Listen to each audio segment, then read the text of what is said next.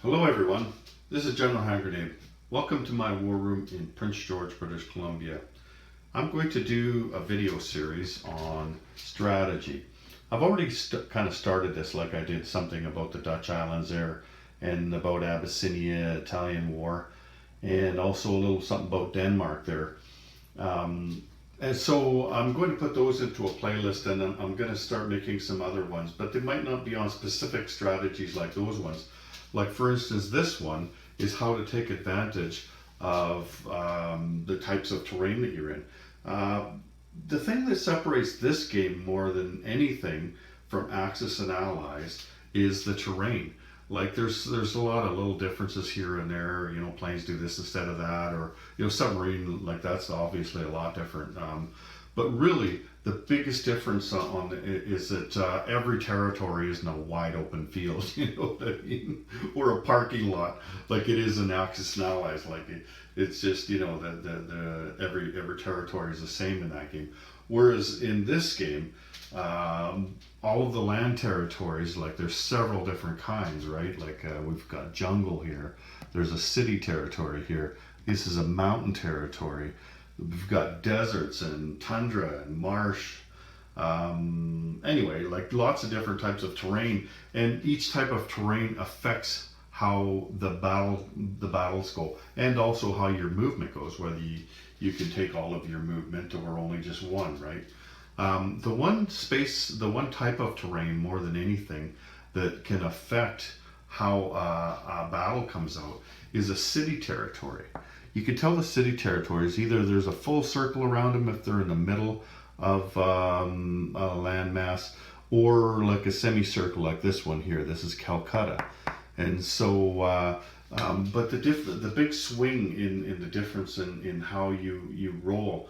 So that's what this video is going to be about. It is talking about the rules for that, and also how to use those rules.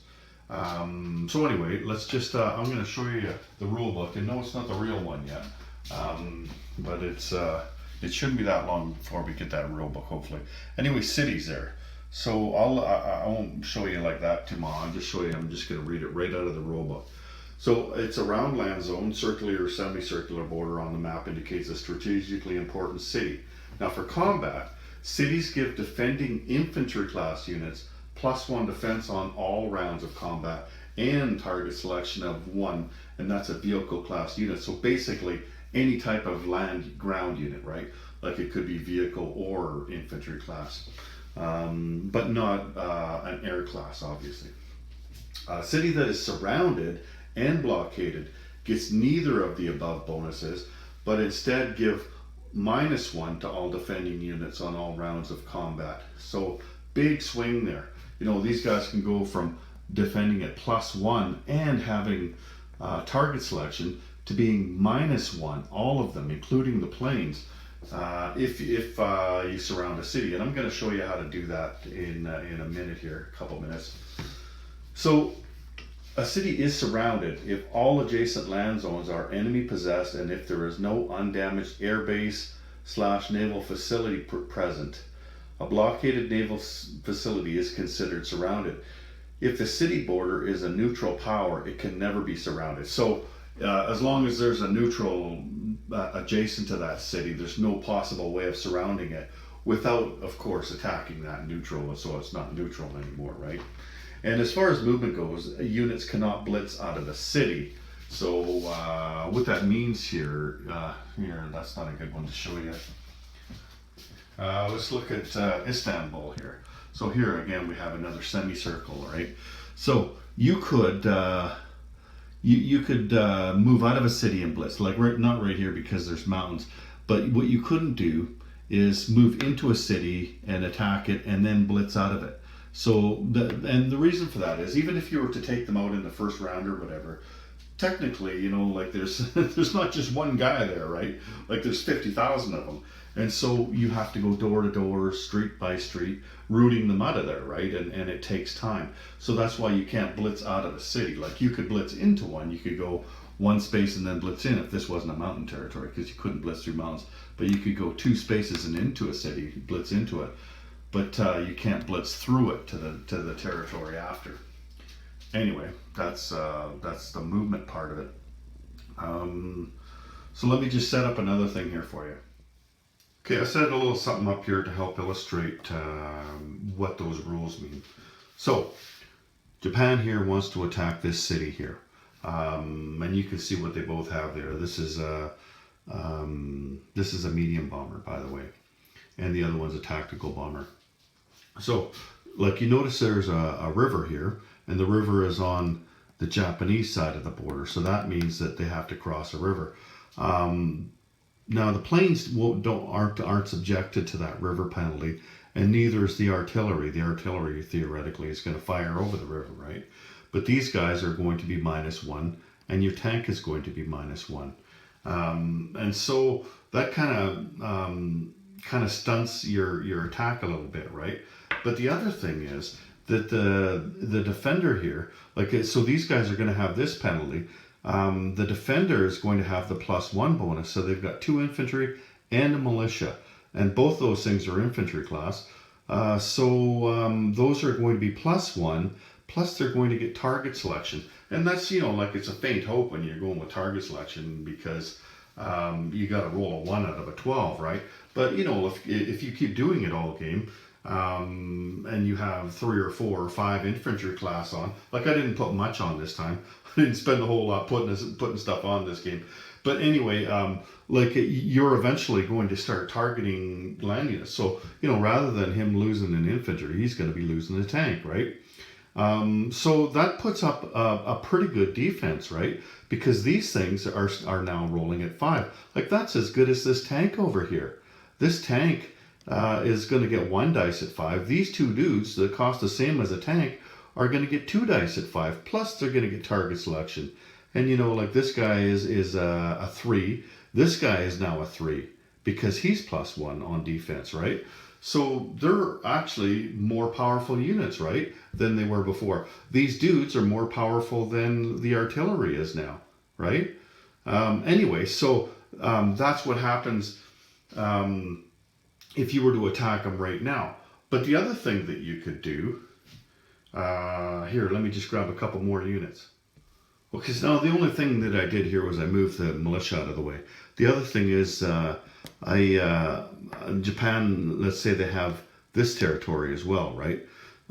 So there's another territory here that would make them surrounded here, right? Then we would have to deal with what's in the water here. So they can do everything that I just mentioned a second ago, except that the tank's going to go over here, and he's going to take that, and then he's going to come into the territory there. And there you go. Now he is not subject to the river, but also the city is surrounded. So if instead of going at the units with the medium bomber, or you could use a strategic bomber, of course, right? Anything that you can damage a facility with. So you come over here and you bomb the naval base here. Sorry, I don't have my naval bases on me. They're still up at Panzer King's house from the game that we finished a couple days ago. Anyway, so you bomb this base here, and even if they shoot you down, like the naval base is going to have its own AA that's going to roll at 3 at you, right? Even if he shoots you down, you both roll at the same time. So no matter what you get on the dice, you're going to damage that naval base. And when the naval base is damaged at all, even 1, then it's inoperable, right? So now this territory is surrounded, right? So you gained 1 on your dice on the tank. Plus, now these guys are all -1. All of them, including the tank, including the artillery. It's not just the infantry class. Like, even if they had a fighter in here, the fighter would be -1. So what a huge difference, right? From going plus for everything and, 1 smaller minus for these guys.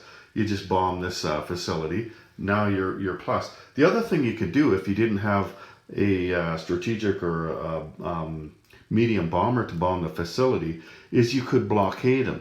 Now you need, like, this is not a blockade, three warships like that, because one of them is a sub, right?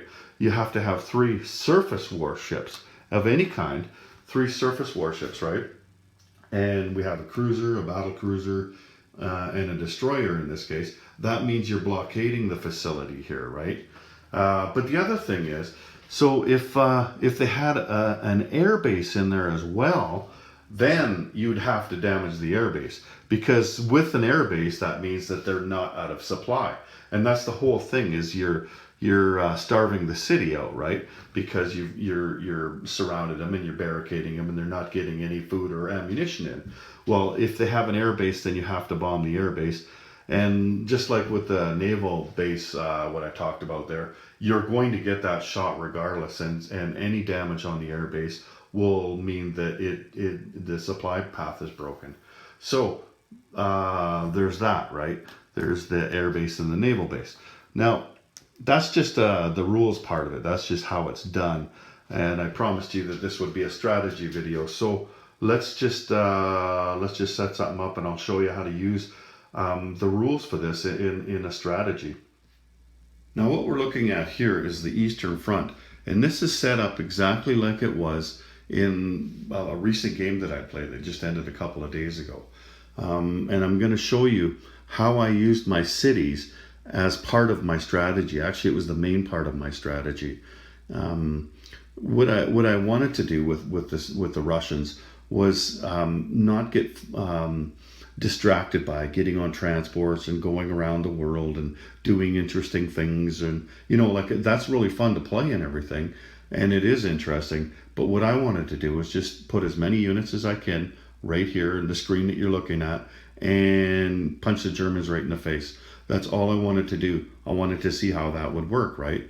And now here there's a city, and here there's a city. Where these two air bases are, it's hard to see because there's so many units on the map, but there's a circle here and there's a circle here. These were the two center points of my strategy. Most people, when the Germans start coming in, when they start putting pressure on, or when they're just about to, what they'll do is they will do, there's a couple things in the rules. One is scorched earth, so you can torch any of your bases. You just basically take them off the map, and they're gone forever. They're gone for the rest of the game. The other thing you can do is rail your factories. You can take the factory and put it on the railway, and for a movement point, move it wherever in the home country you want. And like I've done that before, and I've always seen people do that, right? But I thought, I'm not going to do that because I want my cities near the border. Plus, I want them to be attractive. Like everybody wants to get cities, right? And that's why people move the stuff out of them, because then the city isn't worth as much without the air base and without the factory. Like if the Germans can capture a factory and an air base just a couple of doors down from Moscow, then that's pretty good, right? That's pretty handy. But I was prepared for that, right? So what I did was I put militia on the border everywhere. So that you see these 4 militia. So that what would have to happen would be that the Germans would have to blitz through that. And it's easy enough to blitz through, and there's no terrain. So what I was doing was setting up a tank trap. And the premise of that is that these units here are going to roll just as strong as the more expensive German units that are coming in. And in that war of attrition, I will lose nothing but low-cost infantry class, but he will lose all of his armor. Like, that's basically why I called it a tank trap. And so what actually happened in the game, though, was it was a turn later, and he'd already was in here, right? Like this. And so he moved these guys over here to attack this thing. And the strategic bomber came into the city here for carpet bombing, and I think the fighter came into this city. Now these two things over here took this guy out and blitzed into that city, right? So I diced them, like, and it's not that hard to do that. I've got a tank destroyer here, which is defends at 5. All my infantry, there's 4 of them there, they defend at 5. My militia defended at 3. I've got advanced artillery in there. At the time I had advanced artillery, so it's at 4 plus its first strike, right? Anyway, it wasn't a surprise to me that I diced them. When you look at the cost of all the units going in there versus the cost of what's going in there, like, it must be double, right? But in the end, like, he managed to get away with his fighter and his tactical bomber. But in the end, all he had was the tank and this thing here, and this, and all I'd lost was the militia and the artillery. So let me just take that off. Anyway, it was a big turning point in the Eastern Front there. Let me just put this on because he had that before. Because he's got hardly anything left, and he didn't have much in behind it. That was the key, right? Was that he didn't have much in behind it. So that was part of his attack. The other part, like he had planned on coming against this city, doing the same thing, right? So these guys came into here. They were going to do the blitzing, but these guys, you know, to help them out. This guy is off too.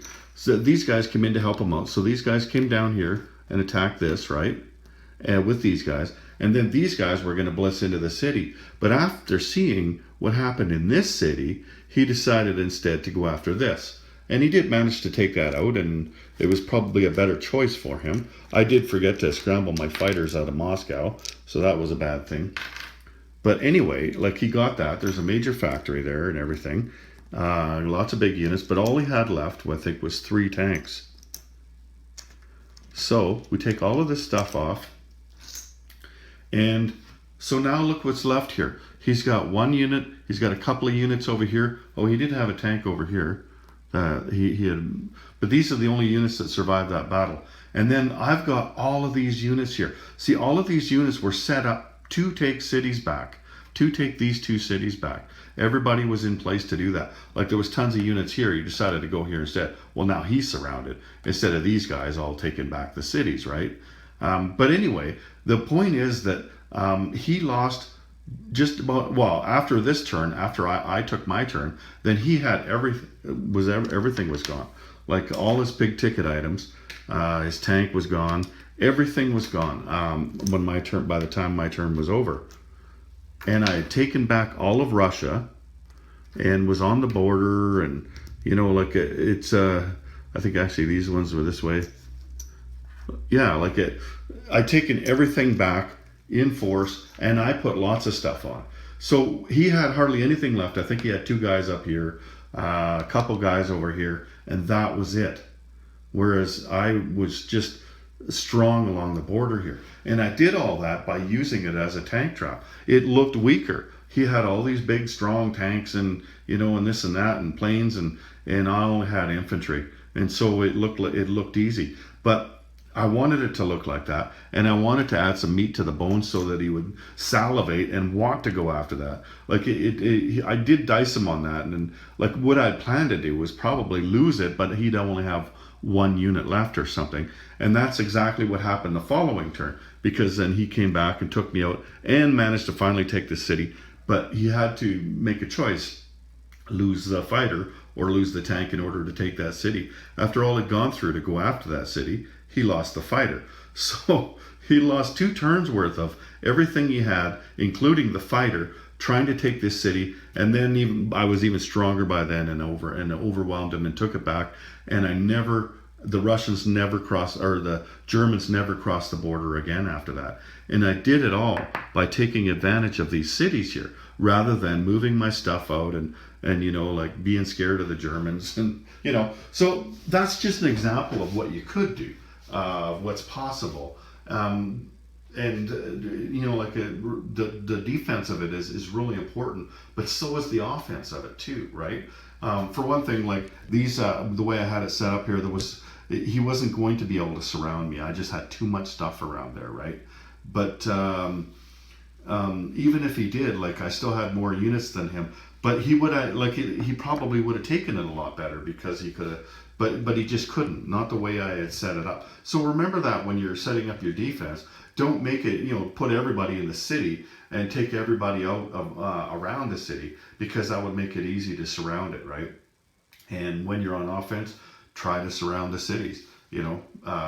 Maybe buy that odd extra medium bomber, just so that you can go after a naval base or an air base without, you know, like...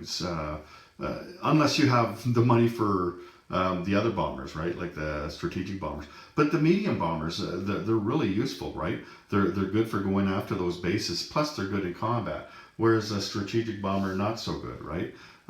It's got the carpet bombing, but we find in our games anyway, the carpet bombing doesn't hit very much. Like it's only at 2 or less, and so you know, you use a bunch of bombers, you're gonna get the odd guy off, but you can defend that pretty easily too, just by having it either fighters or anti-aircraft guns, right? So medium bombers are good that way. And then go after the cities. Like if you can possibly surround it first, then do that. It's much more worth your while. And devise your own strategies around this. Like try what I did. If you're the Russians someday, try setting up a tank trap with these, and see what happens. Like I almost won this game. I had it's like by the time I ended my last turn in 1945, I had everything in Russia, everything, and way more units. I was up to Berlin here, like all of this around here, all of this. I stopped going down there because I didn't want the Americans to come through. Like there was nothing more the Russians could have done to win this game. They had 17 territories that were worth at least $1 outside of Russia, and they could only count 11 of them. If it wasn't for the fact that the Allies had a great game, and that the Axis had some really, really bad luck, especially Japan, in rolling early in the game, then the Russians would have just rolled to victory in this game. So using this strategy definitely worked. There's nothing I could have done more and still lost, right? But it worked brilliantly, and so there's that there. I mean, there's cities all over the world. You can just devise your own strategies on how to take them or how to defend them and what that's going to do for your wider strategy. But there's that, and there's also mountains, and like don't forget about the other types of terrain. Use the terrain to your advantage, especially cities, because they can be your friend or your enemy. No matter if you're on offense or defense, that's the difference between them and all the other terrain. Anyway, that's all I got for you today, so take care, everyone. General Hand Grenade out.